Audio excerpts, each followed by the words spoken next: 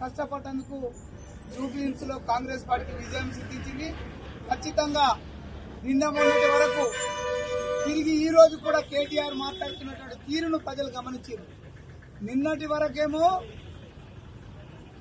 ఈ ఎన్నిక కాంగ్రెస్ పార్టీ పాలనకు రెఫరెండం అన్నటువంటి కేటీఆర్ ఈ రోజేమో మళ్లీ కాంగ్రెస్ పార్టీ అక్రమాలకు పాల్పడ్డదనే మాట మాట్లాడుతున్న తీరును ప్రజలు గమనిస్తున్నారు.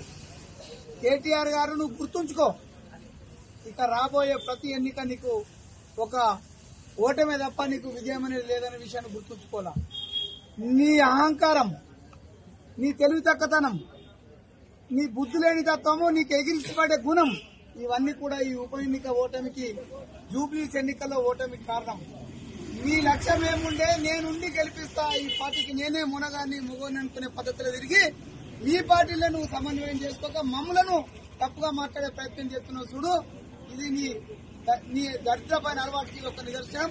ఖచ్చితంగా కేటీఆర్ మా రాష్ట్ర ముఖ్యమంత్రి గారు చెప్పినట్టు ఇక టీఆర్ఎస్ పార్టీకి గతమే తప్ప ఫ్యూచర్ లేదనే విషయాన్ని దయచేసి ఈ జిల్లాలో ఉన్నటువంటి టీఆర్ఎస్ శ్రేణులకు నేను విజ్ఞప్తి చేస్తున్నా.